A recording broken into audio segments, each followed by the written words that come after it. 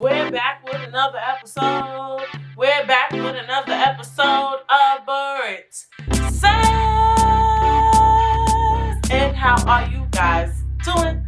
I hope you guys had an amazing last week and you're definitely going to have an amazing this week. So yeah. How was my week? My week was very, very, very chill. I didn't do anything unique. Yeah, I didn't do nothing crazy. I didn't do nothing unique. Dead ass this time. Because you know how I'd be like, I think I'm forgetting something, but I'm dead ass. I think the most that happened was my brother came over this weekend, just to come visit. And we played Uno. He played with a drone. We have a drone in this house now. I don't know if you guys know what a drone is, if any of you ever owned a drone, but child, that thing is fun. It's really fun. Really, I want my husband, he has his own drone. Well, his drone, I use it, I play with it sometimes.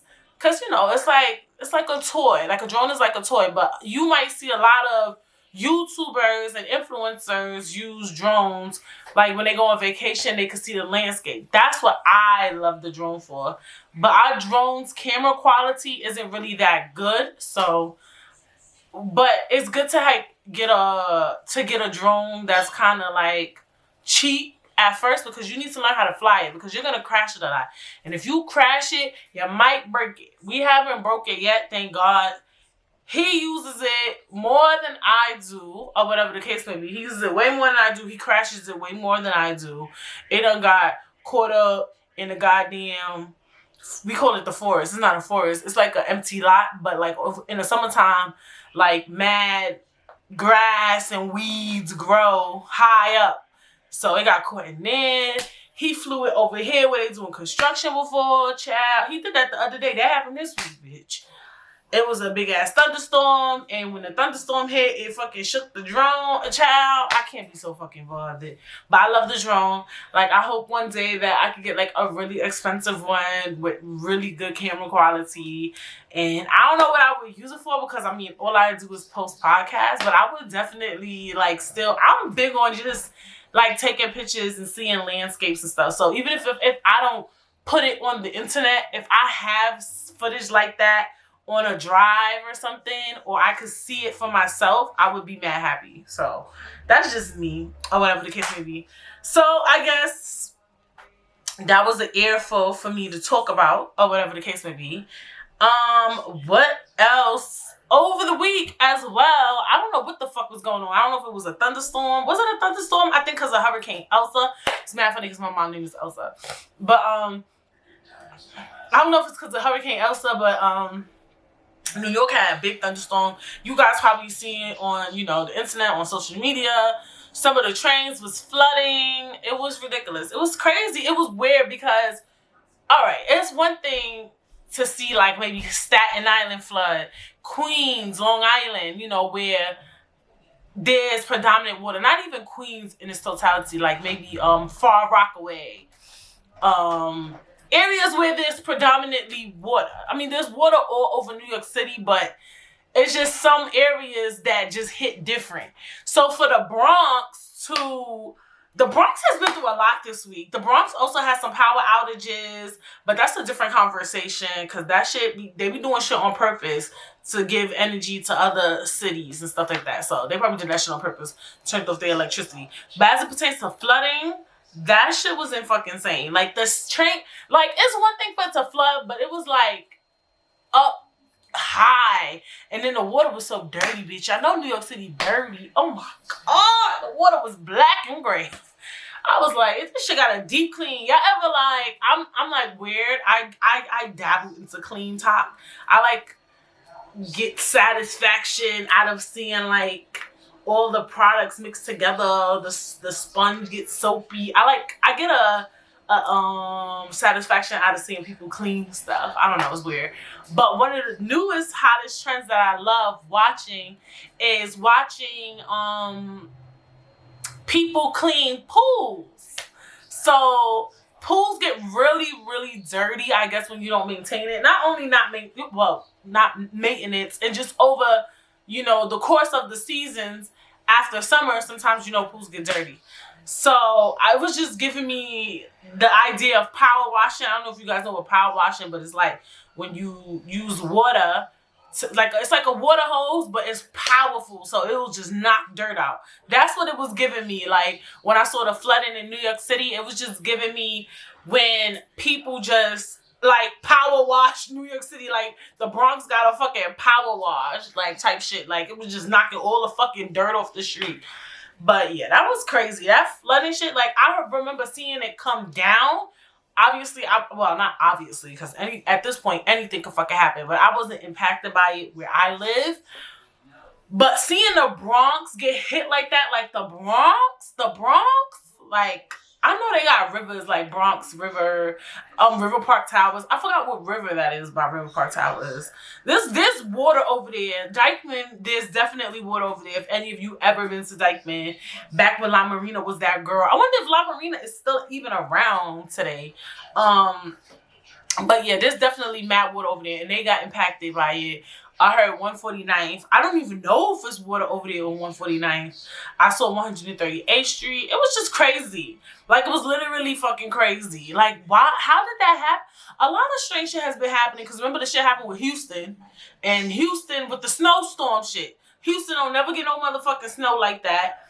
New York City don't never flood. Y'all motherfuckers better stay woke. Like, y'all real life better stay fucking woke. Because I was just telling my cousin, too, like, when I saw the people getting on the train in that dirty ass water, like walking through that dirty ass water, I was just thinking like, my nigga, I would have had to take a Uber. Like I literally would have had to take an Uber home because like I'm not walking through no dirty water. Like I would have had to take a cab, something home. But then I was thinking sometimes you don't have cab money. You don't have cab fare. You don't.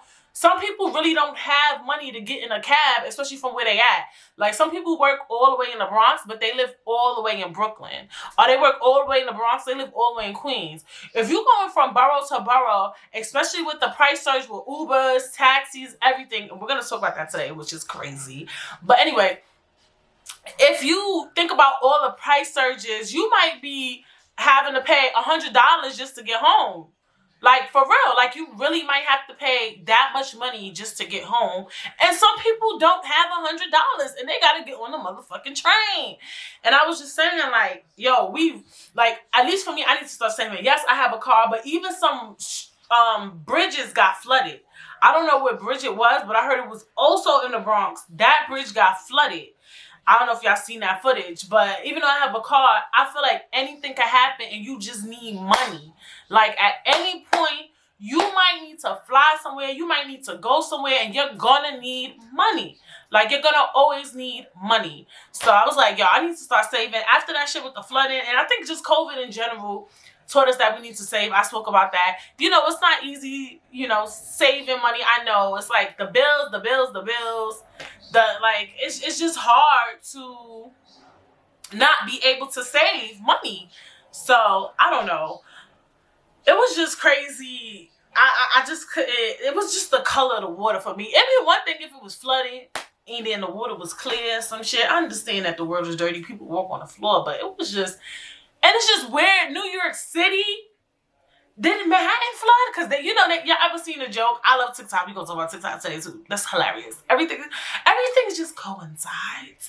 But y'all ever seen a TikTok when people write when you realize Manhattan is an island and they be like, I'm an island girl. Because that shit is on some water too. Or a lot of this shit is on water. You know what I'm saying? But I don't know. I hadn't seen any footage of Manhattan getting flooded, so I don't know. But that shit is strange behavior, y'all. Y'all better stay the fuck woke. People laughing. I don't know, it's global warming. I don't know what the fuck is going on. But there's definitely a shift happening with just the climate. I don't know. Just the weather. It's something happening. And it's happening before our eyes. You know what I'm saying? So, look. Just stay the fuck woke, bitch. That's all I'm trying to say. Stay the fuck woke. And yeah. So So that was one of the topics I wanted to talk about today was the New York City flooding. So I already got that out the way. And what's been going on in the scuttlebutt of it all? And the first thing I want to talk about is Drake Dodger's dinner date with Johanna Leah, I think her name is, or whatever. She's like the mother of, I'm sorry, I don't know the son name, child. Y'all can't have asked me for so fucking much, bitch.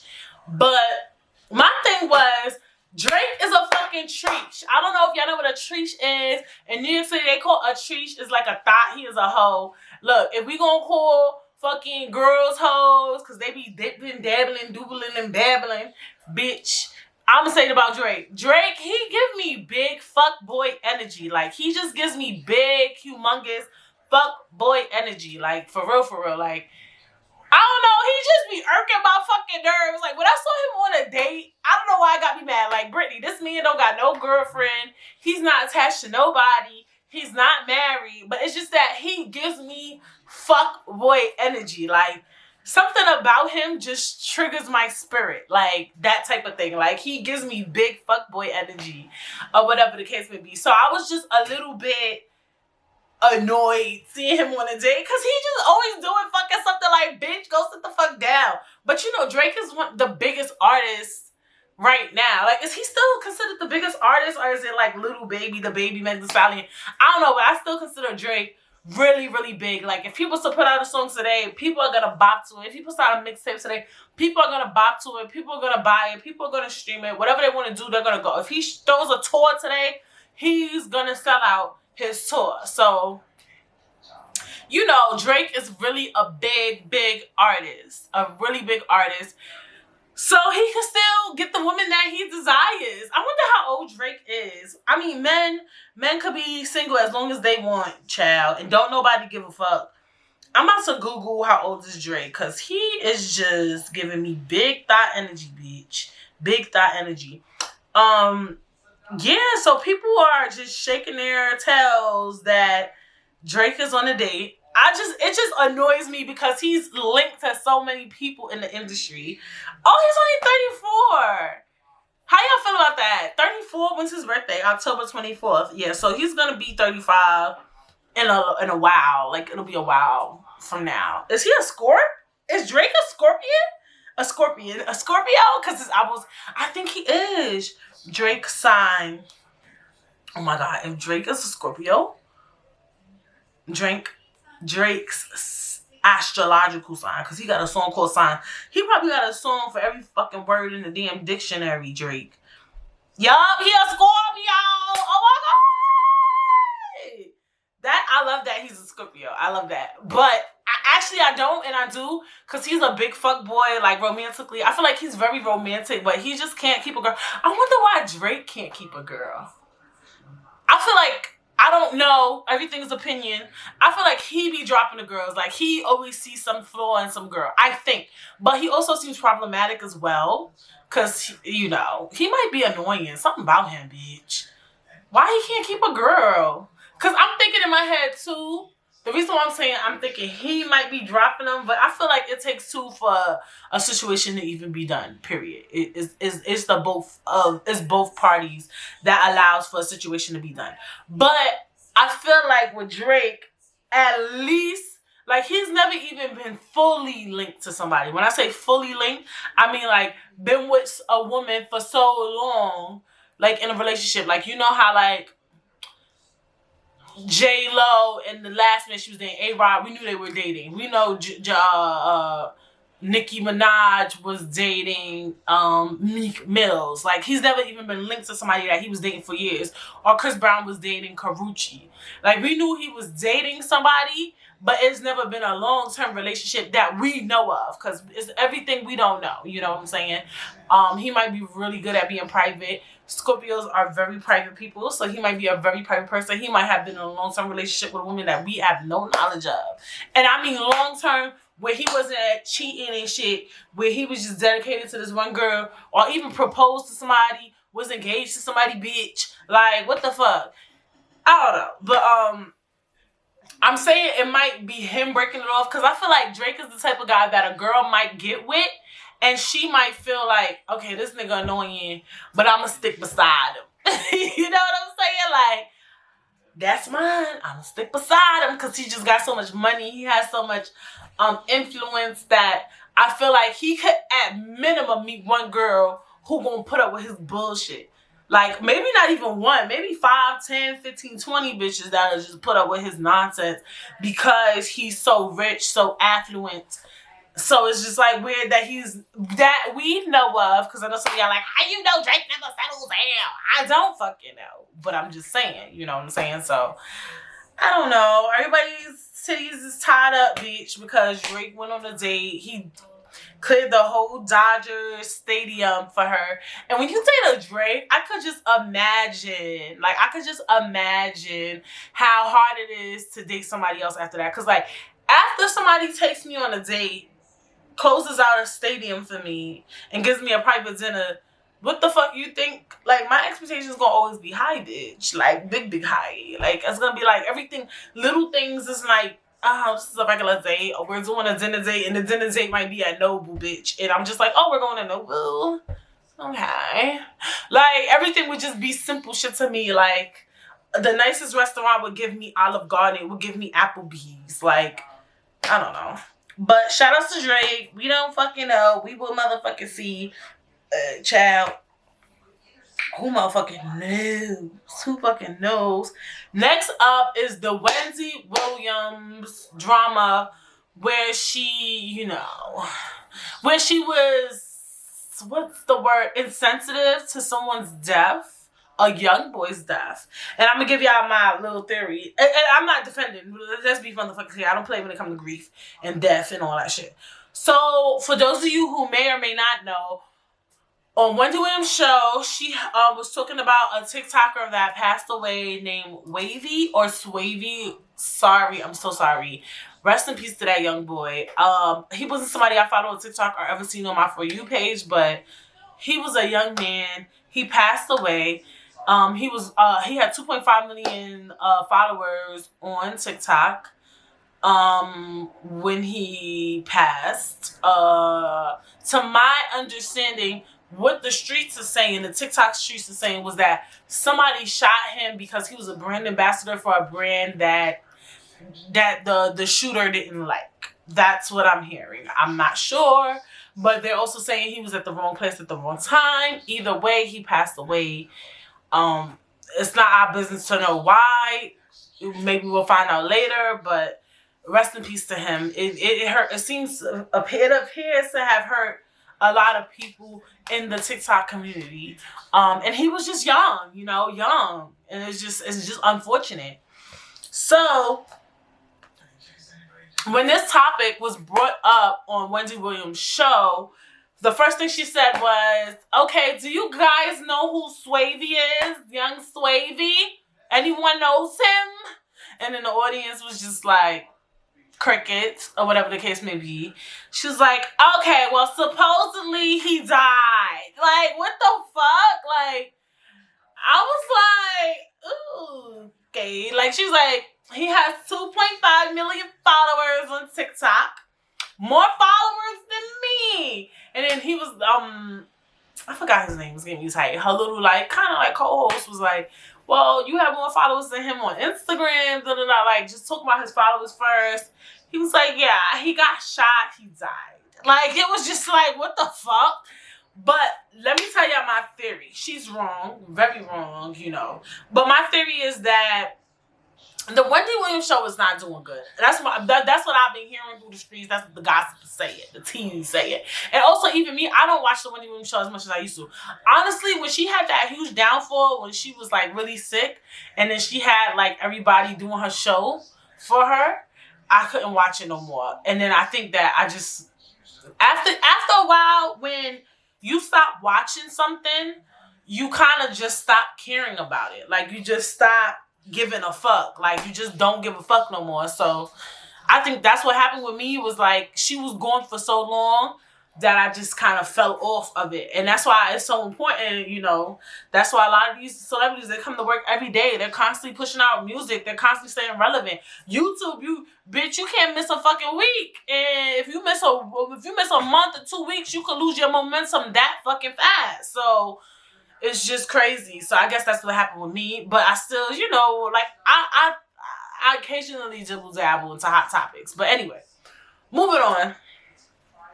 I think what happened was, because her ratings is like not really giving what it used to give, I think that if she worked for Viacom, I don't know if the show's on Fox, whatever channel she's on, they was like, look, you need to rebuild your audience and you need to get a new clientele. And one of those people you need to get is Gen Z. Because a lot of people are doing that. And a lot of y'all may not even notice that, but a lot of things that millennials used to care about, because her audience is like millennials, a little bit of the baby boomers, older people love Wendy Williams. And so with us, a lot of shit is not really phasing us no more. Like, even me, I noticed like a lot of things that I used to care about that I don't care about as much as I like used to care about. Or, you know, just with the times, things fade. It's even celebrities that we don't give a fuck about. That artists that we just kind of like, we don't want to hear their music. We don't really care about what they got going on. Like, it's really given that. Or another thing too with millennials is like, we still might love an artist, but we don't give them the love that we used to, right? Like, who's an artist I love? I can't say Beyonce because I'll give her all the love she needs. I'm trying to think of like, I don't know, like a Drake maybe. Okay, Drake actually is a good example for me. Like Drake before, when he would come out with an album, I would just download it immediately, listen to the whole album, After Scorpion, no, whatever album was before Scorpion, I think it was the one, was it Views? After Views, I kind of was like, whatever song he puts out, I'll fuck with, because he always make a good song for the streets. But I'm not listening to his albums. I listened to the recent mixtape because it was only 4 songs on it, the one with the lemon pepper and all that shit. But for the most part, I don't give him the attention he used to get. And I'm pretty sure it's a lot of millennials like that. Like, it's so much we can't keep up with on a day-to-day basis. Like, it's just too much. Breakfast Club. I love the Breakfast Club, but I cannot keep up with the Breakfast Club. Number one, I don't even wake up that early in the morning. Number two, even I don't watch the clips as much. Sometimes I try to watch. I used to watch the clips faithfully when I came from work. So millennials, I don't know what the shift is. I'm not really that educated on, you know, the psychological shift of just becoming an adult and being older and why we don't stay as focused as we used to. It could be COVID. I don't know what the fuck it is. But she can't keep the millennials in.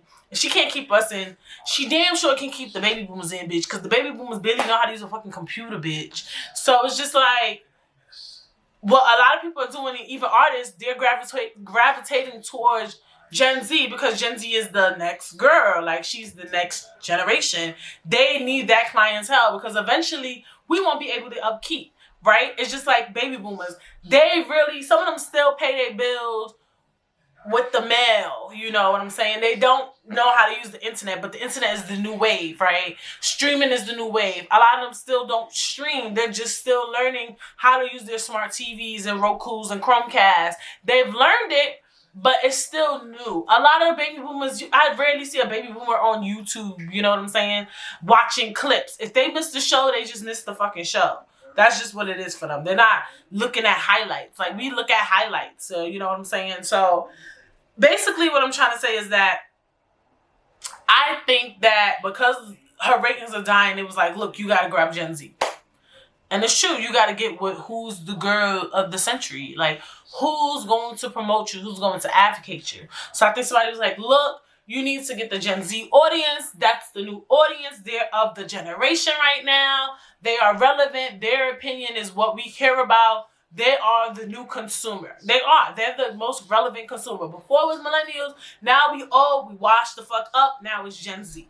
They are the consumer you should be caring about. You always care about the top generation. That's who you should always care about. And so, what does Gen Z love? TikTok. So they told her probably like, look, bitch. You gonna have to talk about the TikToker that died. Is the girls are screaming on TikTok about the TikToker that passed away, and you need to talk about it. And she was probably like, because she's old, she's outdated, like, my audience doesn't want to hear about Wavy. Who is Wavy?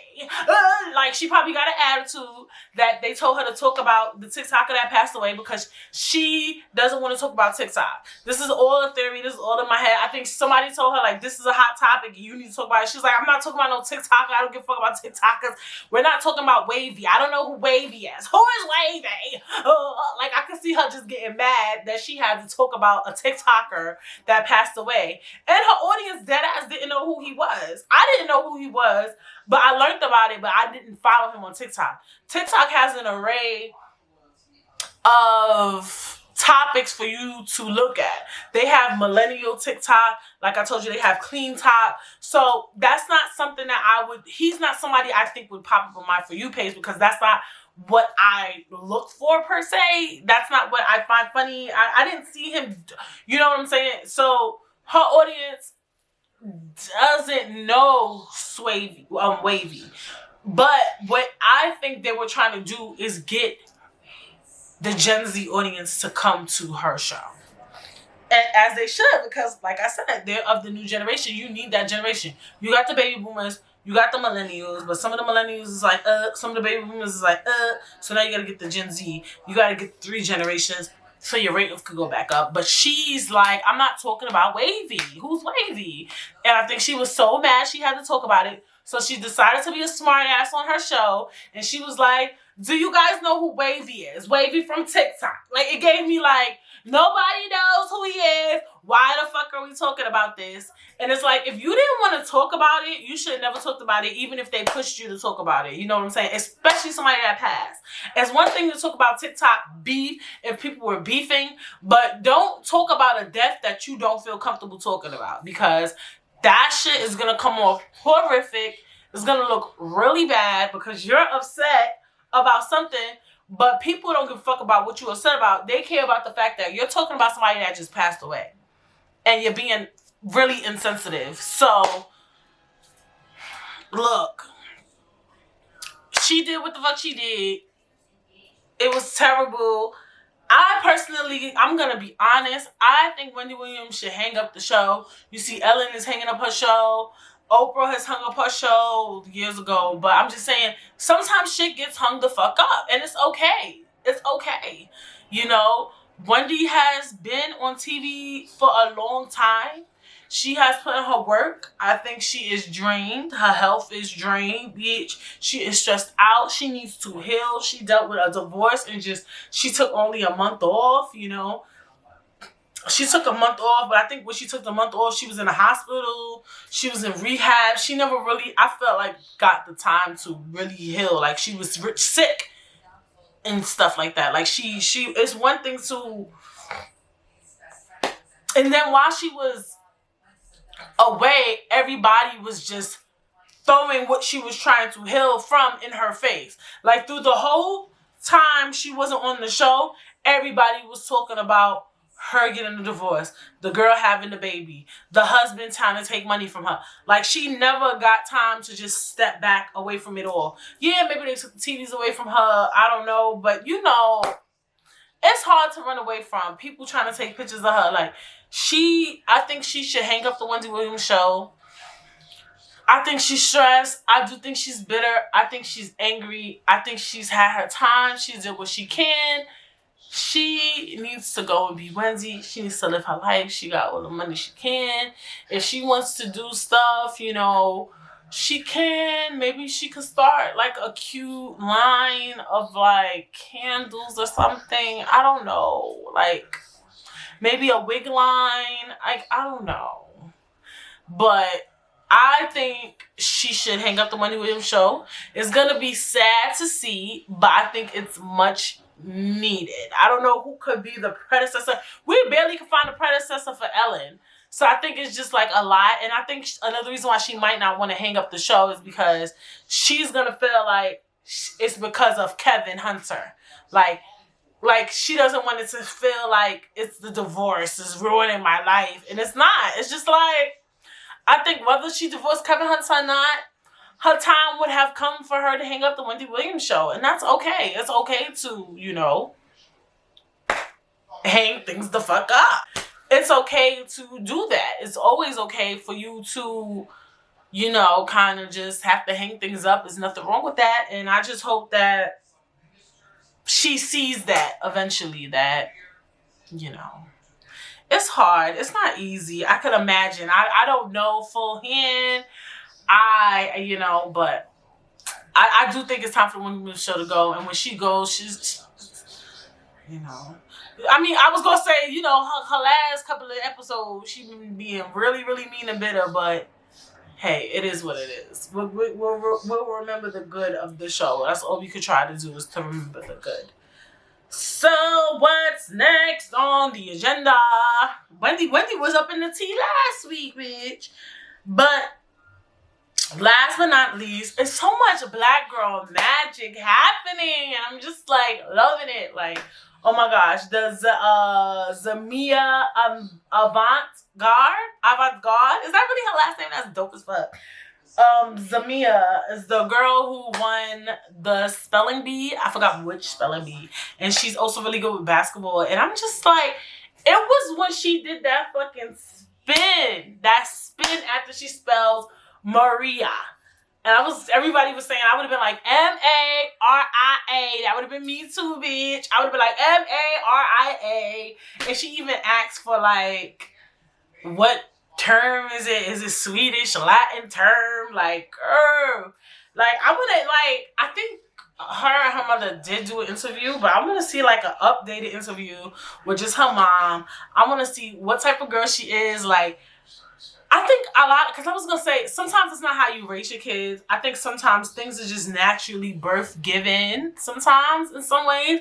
But I would love to hear, you know, her mom or her dad just talk about, you know, the type of kid she is, what they do in the household, how they raise her. Because she just seemed so happy, so different.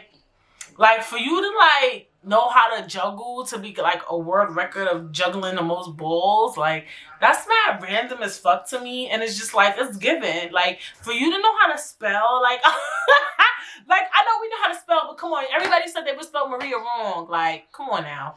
Like, I could just imagine her vocabulary at such a young age. Like, she just seems so free spirit. That spin, it's the spin for me.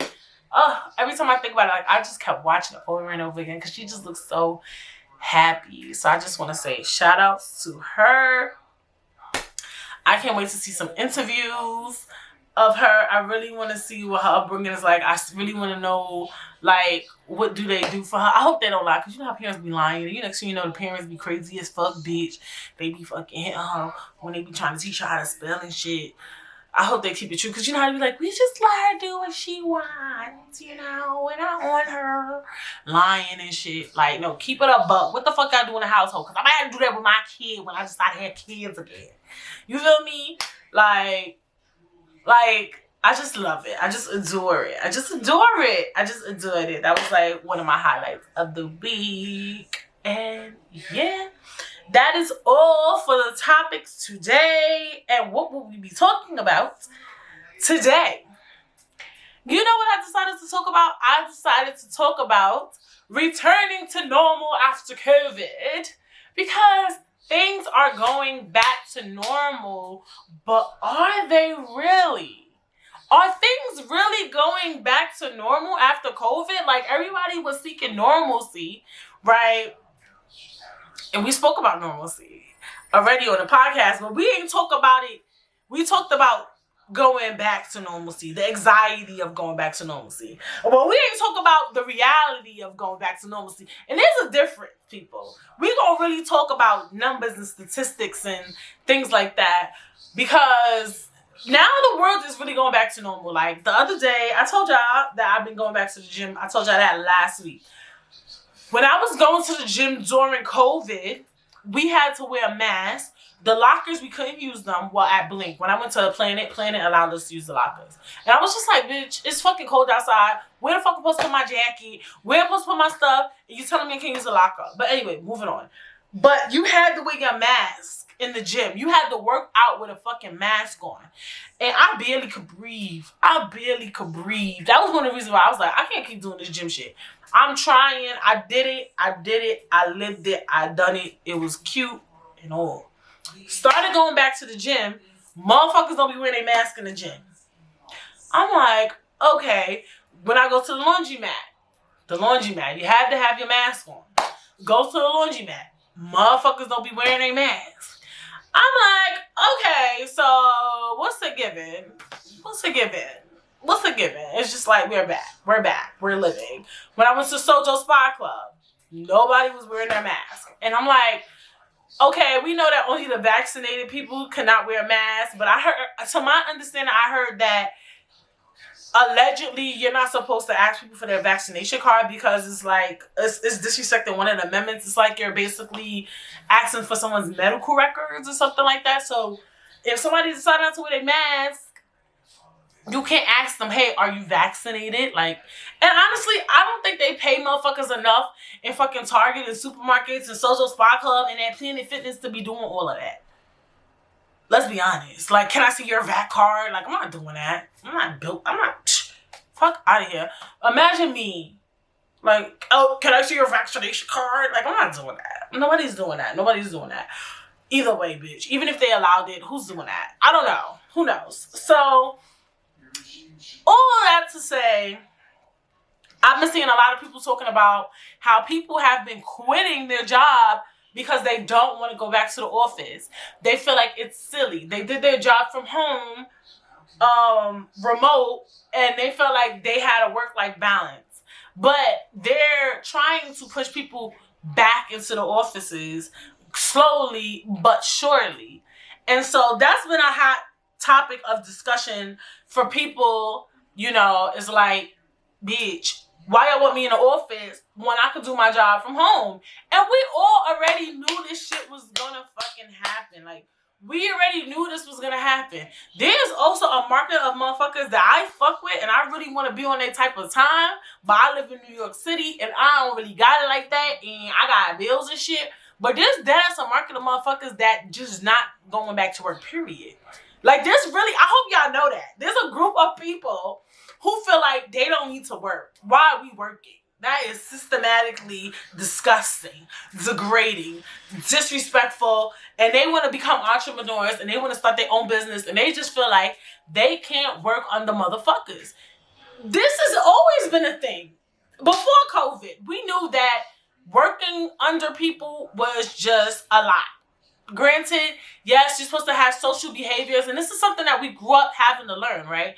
People used to say you have to learn how to be social. You have to learn how to engage, because how are you going to work in a job setting, right? This is why we do group projects in school and college, right?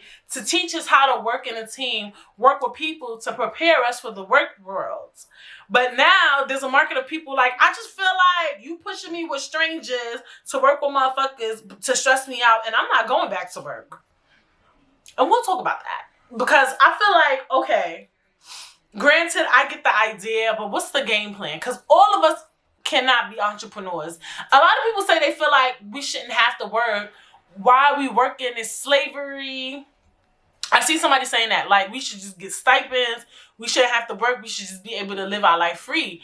And I was just thinking, like, what would it be like in a world of no work where we just got money? Like, the government just gave everybody money to live. I don't know, but that don't make sense. It wouldn't work because what luxuries would we have? What things would we have? How would we have movie theaters to get away? How would we have restaurants? How would we have the gym? Who's going to work at the gym? So y'all just working to work? Like, somebody has to work because we need amenities and things like that. Like, we need a life. Like, if you want to go to the park, somebody has to build that park for us. You get what I'm saying? Like, and you have to pay them for their labor. Maybe they feel like people should just do things for free. But you still working, though. Now you're working for free.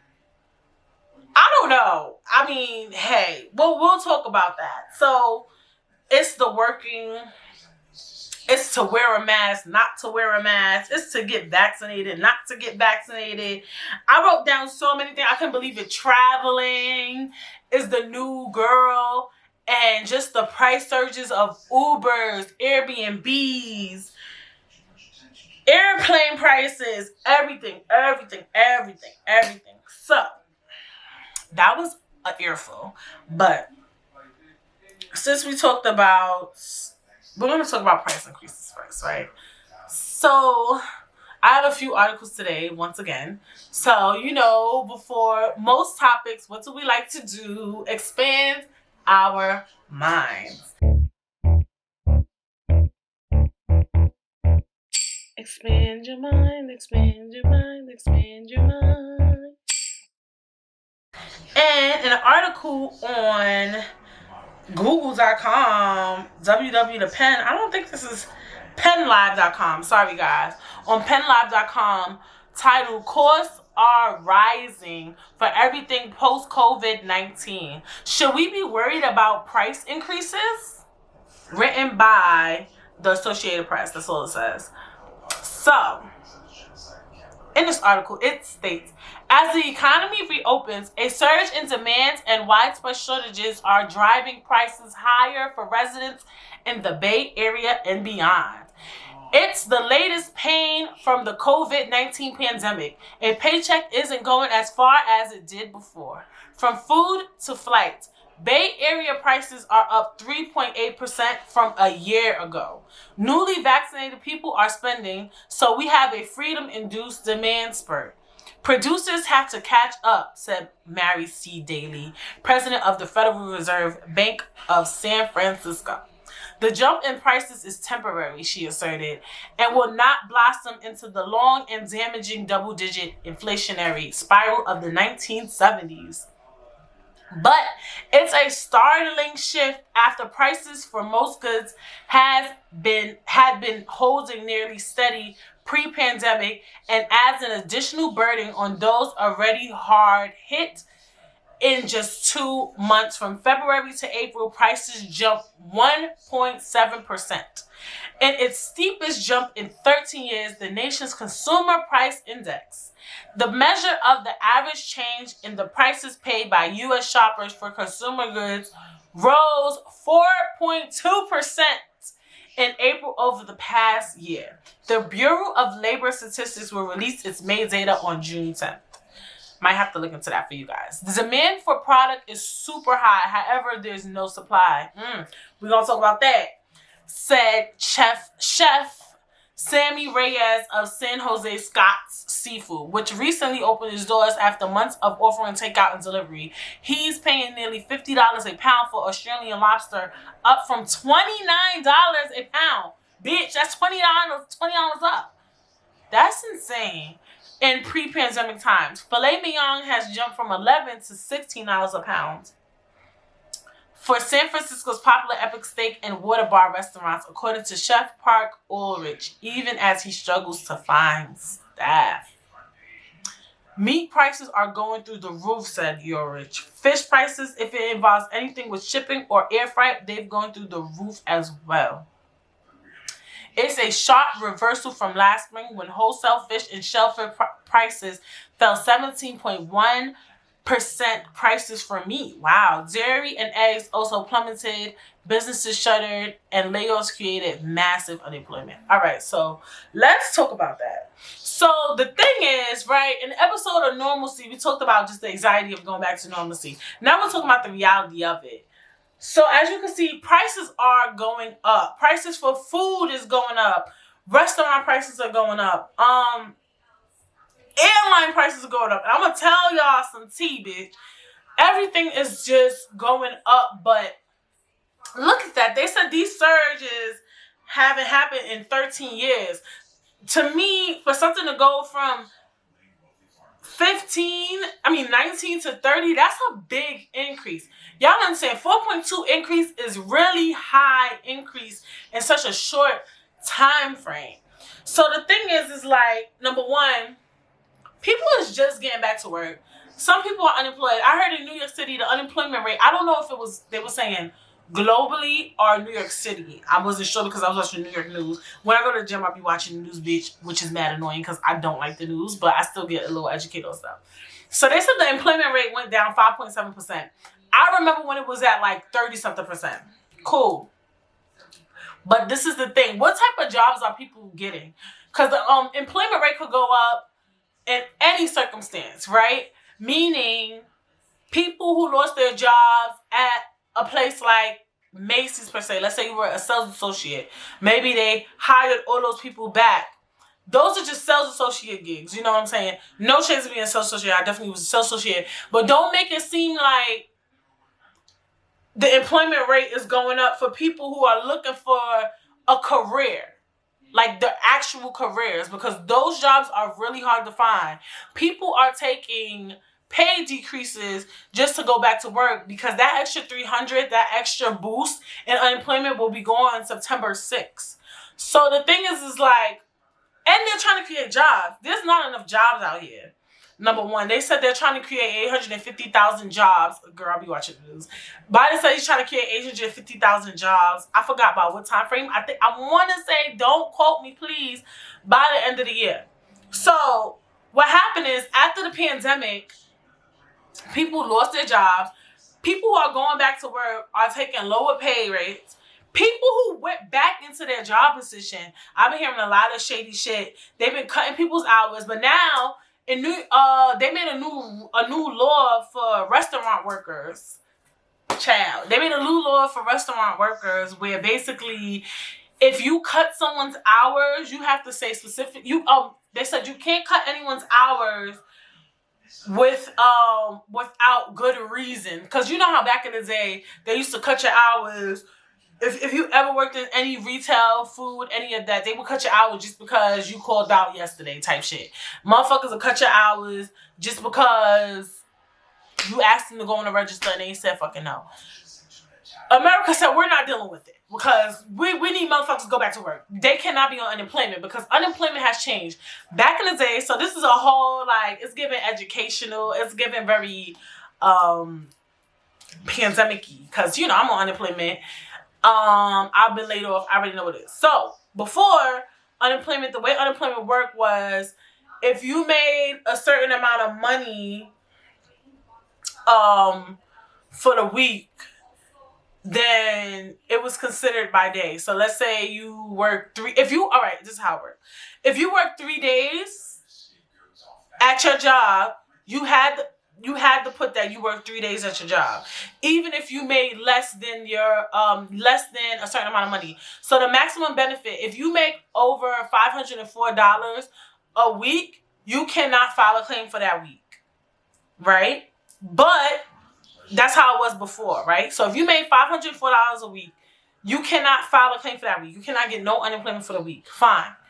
But if you worked 4 days a week, you also couldn't file a claim for that week, right? But everybody doesn't make a lot of money in 4 days if you're working minimum wage, right? So let's say in 4 days, you made only $300 in your 4 days that you worked. You still cannot file a claim for that week, even though you didn't make $504 that week. So it was just very laxy, very confusing. So what a lot of people was doing was like, I'm only going to come to work for 1 day a week so I can get my unemployment money, because I'm going to get way more money from unemployment and working 1 day at my job than vice versa, you know, not getting none of the unemployment or whatever the case may be. So they changed it. They changed it to, did you work 0 to 4 hours this week? Then you get your full rate. If you work 4 to 8 hours a week, then you don't get your full rate. Like that type of thing. Like it goes based on how many hours you work that week, which is fair, because just because you work 4 days doesn't mean you made a lot of money in that week. Boom. Hope you guys understand how I explained it. So whatever the case may be, now that they're doing it by how many hours you work, they notice it because they're doing it by how many hours you work, because motherfuckers was cutting people hours. This is what retail does, and I'm going to explain to y'all. What retail likes to do is they like to hire mad employees and give everybody fucking 8 hours so they don't have to give them health insurance benefits. They don't have to pay motherfuckers out, because once you start working full-time, you get health insurance, you get 401k, you get all this shit that they don't want to fucking pay for. So what they do is hire tons and tons of employees and have everybody work fucking 8 hours and slave you, bitch. By the time you get your fucking check, it's only $160. That's what they used to do to sales associates, whatever the case may be. So now they're gonna put a law in place for restaurant workers. They said only restaurant workers. I don't know if they'll let it leak into, just retail in general, where if you cut somebody's hours, you have to report as a company why you cut that person hours, and that shit better be good motherfucking quality, bitch. Like, they not fucking around. Like, they saying, like, y'all can't just be giving motherfuckers 4 hours a week without reason, because we need their ass to go back to work type shit. So it's getting scary out here, or whatever the case may be. And basically, people's hours was getting cut. People are not making as much money as they used to, but prices are going up, up, up, up, up, and up. You get what I'm saying? Like, everything is just shooting up to the fucking sky, but motherfuckers is not working. Just the other day. So, I had to record earlier than usual because I am going to Minneapolis. Mad random. My cousin... I don't want to tell her business. She probably don't give a fuck. But my cousin knows somebody with an apartment out there. So she just want to go there to get some rest and relaxation. So I said, I'm going to come for a week. She's staying out there for a month. So I'm coming one of the weeks. And that week will be this week, because it's Monday. I'll be leaving actually Saturday. So I had to film early or whatever the case may be. So Minneapolis, shout outs if you listen to the podcast, you from Minneapolis, Minnesota. Hey girl. Hey, hi. I don't know. Have I ever had Minneapolis listeners or Minnesota? Probably. Or whatever the case may be. But hello, good morning. And I will be in your city this week.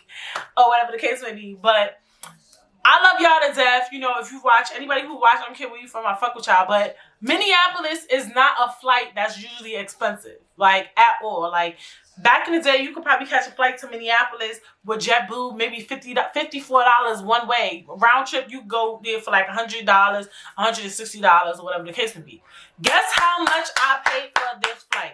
And anybody who knows me knows when it comes to flights, I don't fuck around. Like, I'm the type of person, I will literally, once I establish, okay, I'm going to Minneapolis. My cousin told me she was going to Minneapolis a month before she was going or whatever. So I already knew I was coming for the week for a month. So I was checking every day. I check air flight prices. I check airline prices every day when I'm going to vacation somewhere so that I could get the best price possible.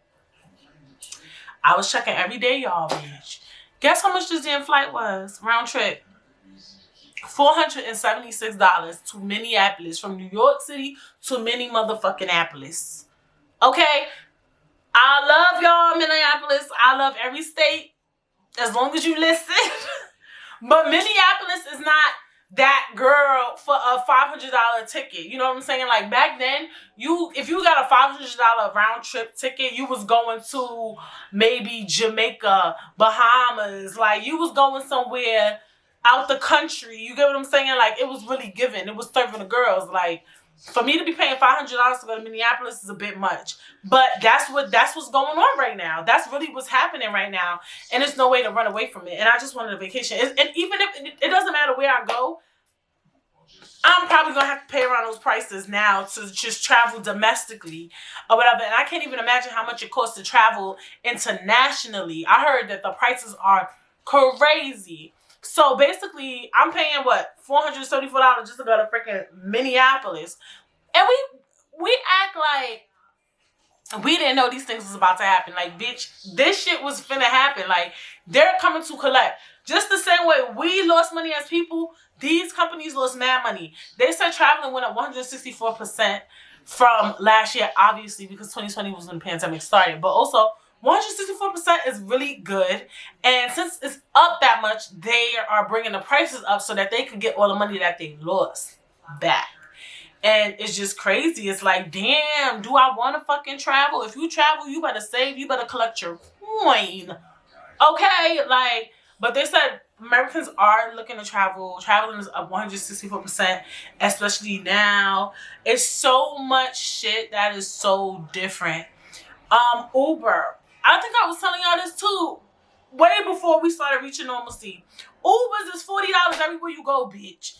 You can go up the block to Uber $40. They said these Uber prices, these fees, is just too much. They said the Airbnb is up. Everything is up. Anything. I'm a little annoyed with Uber though and Lyft because Uber and Lyft was getting money during the pandemic. Everybody was taking Ubers and Lyfts. People were scared to get on public transportation. So what the fuck are you collecting? Like, realistically. Like, everybody was taking Ubers and Lyfts to work. Wherever they need to go. People still taking Ubers and Lyfts to work. Even though things is coming to normal, people still don't feel comfortable getting on public transportation. So it's just like, you know what I'm saying? Like, y'all just being money hungry. But I heard that they was always giving us cheap rides, allegedly, and that they need to collect before the pandemic, bitch. But it's just really unfortunate that we're kind of like, America is in like this weird space where everybody needs to collect. Like, we all need our money back. We all need money. Like, it's people who lost their job. They need money. They just got back to work. It's the supermarket needs their job. The company, needs their job, needs their money. The companies need their money. Everybody wants their money. New York, your state needs their money, right? They was giving y'all, they gave so much people unemployment money. They need that money back. The world's not accustomed to so much people being on unemployment. Or whatever. That money, they need it back. They want it. They want it back. They want y'all asses to go back to work. Now motherfuckers say they ain't going back to work. People don't want to go back to the office. It's just like, it's just so much. So we're going to talk about going back to the office or whatever the case may be. So let me tell you, it says, how is returning to the office supposed to work exactly? This is from an article on thecut.com written by Allison Green. This is under the topic Ask a Boss. How is returning to the office supposed to work exactly? So let me get to it. I don't want to go back to the office. My company is slowly but surely gearing up to go back to the office. I just cannot. Can you help me convince my boss to let me continue to work from home? Since going remote, my work has improved both in quality and quantity. Some people lying you, bitch. Some of y'all motherfucking work has definitely gotten worse in quality. Like, bitch, knock it off. But anyway, even my boss has commented on this. I finally feel like a person while working. I make coffee when I want. I'm not worried about having to leave 10 minutes early so I can pick up my kids without incurring a late pickup fee from the daycare. I'm not desperately trying to keep my eyes open around 3 p.m. when I'm exhausted and nearly falling asleep at my workstation. Now I get up and leave my desk to take a walk outside or have a snack or, yes, a nap. Then I return to work recharged and refreshed and perform much better than I was in the before times. Without a long, tiring commute, I've had time to make proper dinners for my kids. I'm a better parent and employee because so much of the BS of daily life is gone now. And because I'm well rested, how do I convince my boss to let me keep working from home? This is getting raised with employers a lot right now. So your boss isn't likely to be surprised by it. But having so many people ask for it has also made some employers more resistant to working out individual arrangements than they otherwise might have been. But plenty of people are requesting it and getting it. So you should definitely try. Point out that your productivity and work quality has gone up since you've been at home. If you have hard numbers, use them and remind your boss that she commented on the gains herself.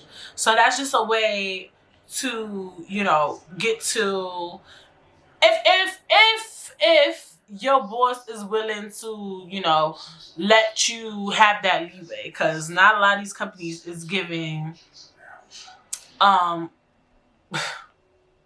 this shit gonna have y'all laughing.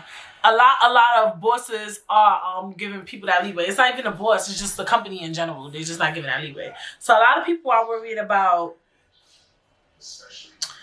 just the comeback because how they look, being home a lot. What happened to a lot of us? We gained weight. So it says, I'm anticipating fending off comments about my weight when we return. Fuck yeah. I can imagine.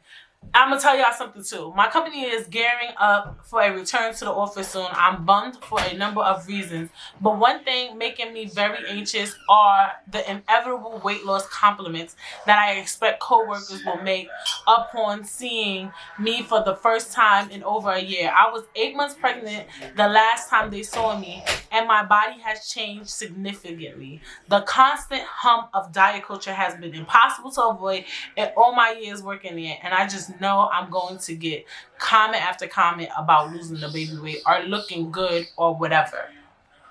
Yeah, we shouldn't be commenting on people's bodies at work at all and acting as if thinness is always better. Is rooted in some really toxic beliefs about weight and appearance. But the office isn't the place to try to educate people about fat phobia either. You'll be opening up a conversation that generally doesn't belong there. And once it starts, the likelihood of truly offensive remarks goes way up. That doesn't mean though that you need to thank people who comment on your appearance. You can say something utterly neutral like, it's been a while since we've been in person, or it's good to finally see you again, or anything else that doesn't engage with the weight stuff. Can we just refuse to go back? That's the question. Some people just don't want to go back. We talked about that. Your employer can indeed require you to come back to the office no matter how good your arguments against it might be. The exception to that is if you have a medical condition that's protected under the Americans with Disabilities Act and which requires you to stay at home, in which case you can ask for continued remote work as a medical accommodation. Even then, though, depending on the details of what your health does and doesn't permit, they could counter-propose other accommodations like having you work but in a separate space. So in most cases, yes, coming back to the office can be a condition of your continued employment, meaning that if you flat out refuse, your employer can decide not to keep you on. Whether or not they will decide that is a different question, but I wouldn't be on them just throwing up their hands and say, okay, fine. Okay. Another thing too is that I noticed with a lot of companies, they're letting people come in once a week, then slowly twice a week, then 3 days a week, and then next thing you know is you're coming back to the office for the rest of the week. My thing with the office shit is like, why? Why are you fiending? Like, I feel like people and companies want people to go back to the office because they're accustomed to that. And I feel like it's a power and control thing. Like, I feel like a lot of this shit be low key, high key, deep rooted. Like, and keep it real. Let's keep it a buck. If I'm working at home, what's the need of me having a boss? Like, yeah, you could be micromanaging via email, bitch. You could give me a phone call, but you're not in my face. But I hear people still be getting mad about shit even when they work from home, but it's just like, I guess it's not the same energy, and I feel like it's really power trippy behavior. I feel like people who are higher up, they enjoy the idea of having their employees in a cage. Like, I'm not even trying to be funny. Like, stay woke, like dead ass. Like, I feel like a lot of these companies want people in the office because it makes them feel powerful. Vice versa, having to work from home. It's like, I have workers in an office building, like, and people love that. Like, even when your company starts getting big, people love having a warehouse. They love having their own office. I have an office. I have employees. I employ people. Like, it's a power thing. Like, I feel like it's more of a power thing. Why people want people to go back to work in the office space. I really feel like it's a power trippy thing. Like, people just, it's not about, because there's no real reason for some people to go back to the office. Like, if you was doing your job from home, like, some jobs are really doable at home. Granted, I have experienced some things. Like, I think I told y'all, or whatever the case may be, that I had to get my AC fixed. Like, we got the AC installed in the fucking window, plugged it in, the shit wasn't working. So I'm like, I'm not buying a new AC. I'm not returning it and getting a new one. Like, somebody need to come here and fucking construct this shit open. Because, bitch, like, I'm not. We're not doing that. So I called GE. GE is the people who run the AC or whatever. I called GE. I get on the phone. The girl is arguing with her boyfriend. No fucking cap. I thought it was a joke. I'm like, did I call the wrong number? I'm looking at the phone like, Okay, she's like, yeah, fuck you then. Fuck you then. I'm like, I'll stay on the phone because I'm just confused. Like, and she like, hi, can I get your name and your serial number? Like, I was like, no. So yeah, some people, like, home is not a space for them to work. Some people, especially if you like do something where you gotta be on the phone, the kids be running around, bitch. If people feel comfortable asking you to do shit just because you at home. So maybe some people might miss the office too. Cause it was like, I'm at work.